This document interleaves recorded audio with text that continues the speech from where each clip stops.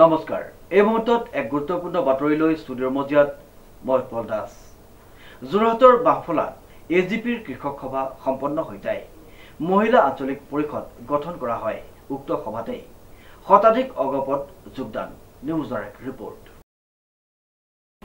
যোৰহাটৰ টিয়ক বিধান পৰিষদ আৰু 40 নং কৃষক পঞ্চায়ত পৰিষদৰ উদ্যোগত উত্তৰ পশ্চিম যোৰহাটৰ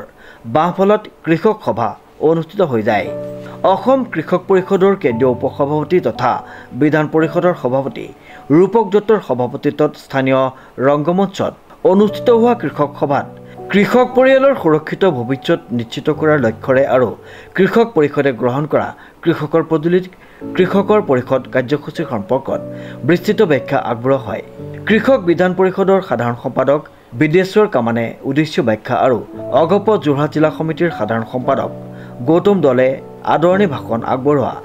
এই কৃষক সভাতে অগপৰ দলটোৰ প্ৰতি আকৃষ্ট হৈ অঞ্চলটোৰ শতাধিক লোকে অগপত যোগদান কৰে আৰু নৱাগতসকলক উপস্থিত দলৰ বিষয়ববীয়াসকলে দলীয় গামোচাৰে আদৰণি জনায় ইফালে একেটা অনুষ্ঠানতে অসম কেন্দ্ৰীয় মহিলা পৰিষদৰ সম্পাদিকা ধৰিত্ৰী হাজৰিকাৰ উপস্থিতিত 40 নং মহিলা আঞ্চলিক পৰিষদ গঠন কৰা হয় অনুষ্ঠানত বিধান পৰিষদৰ মনোৰঞ্জন গগৈ ৰাজু দলে গোলাঘাট জিলা অগপৰ তথ্য প্ৰযুক্তি সম্পাদক আনন্দ পেগু যোৰহাট জিলা অগপৰ সভাপতি সৌৰপ্ৰাণ বৰা যুৱ পৰিষদৰ জয়ন্ত বৰুৱা 40 নং পঞ্চায়ত পৰিষদৰ সভাপতি দীপেন কুটুম সম্পাদক সুৰেন পেগু তত্ত্বাৱধায়ক ৰংমন পেগুৰ লগতে